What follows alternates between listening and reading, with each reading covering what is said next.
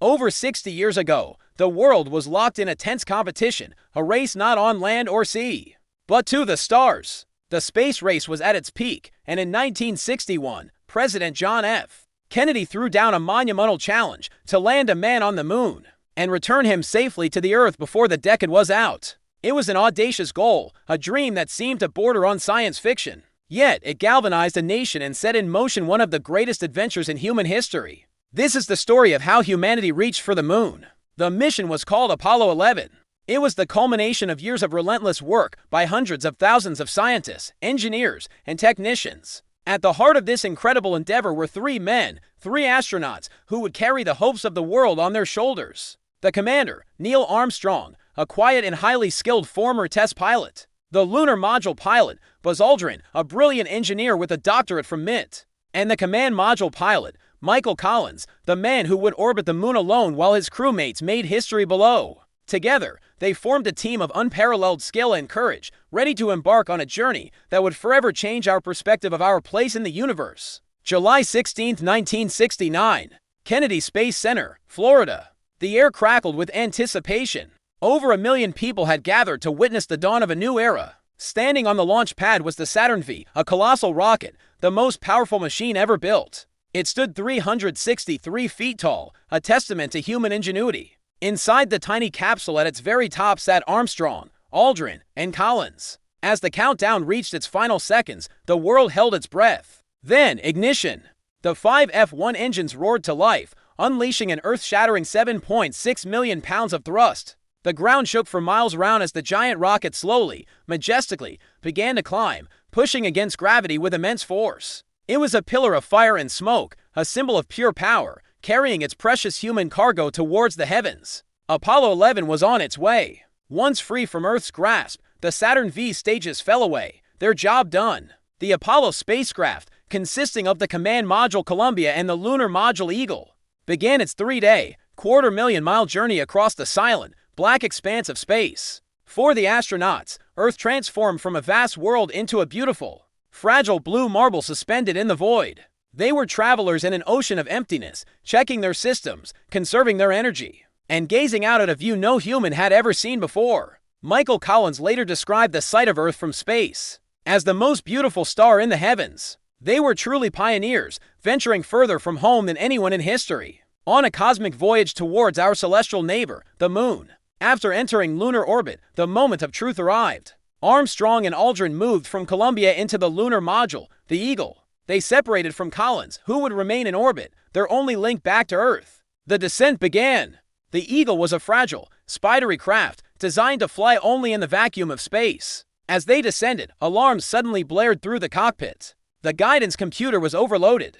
Mission control in Houston was tense, but flight controller Steve Bales made a split-second, go-for-landing call. But the danger wasn't over. As Armstrong looked out his window, he saw their target landing zone was a boulder-strewn crater. With fuel running critically low, he took manual control, skillfully piloting the Eagle over the hazardous terrain, searching for a safe spot to land.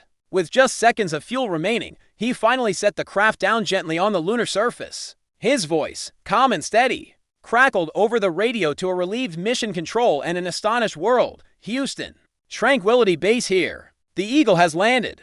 On July 20, 1969, after preparing for several hours, the hatch of the Eagle opened.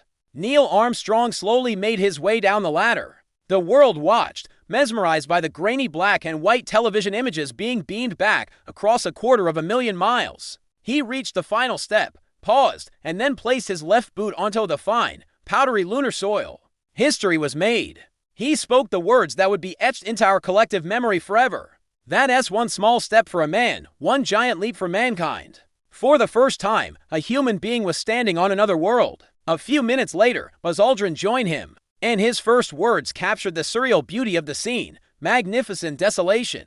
For the next 2.5 hours, Armstrong and Aldrin became the first interplanetary explorers. They moved with a bouncing gait in the 1/6 gravity, their movements both clumsy and graceful. They planted the American flag, a powerful symbol of the nation's achievement, and took a phone call from the President of the United States. Their primary mission was science. They set up scientific experiments to measure moonquakes and the solar wind, and they collected over 47 pounds of lunar rocks and soil samples. These precious materials would be brought back to Earth for scientists to study.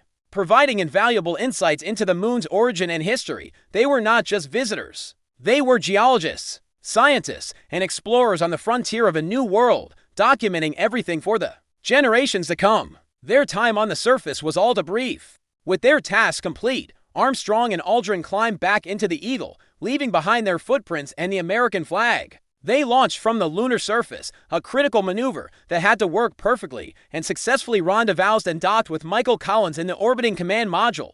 Their lunar exploration was over. The long journey home began. After another 3 days of travel through the cosmic dark, their spacecraft, Columbia, re-entered Earth's atmosphere, blazing like a meteor across the sky on July 24th. It splashed down safely in the Pacific Ocean, where the aircraft carrier USS Hornet was waiting to recover the triumphant crew. The mission was a complete success. The promise Kennedy had made 8 years earlier had been fulfilled. The Apollo 11 mission was more than just a victory in the space race. It was a defining moment for our species. It showed us what we are capable of when we unite behind a common goal, when we dare to dream big and push the boundaries of what is possible.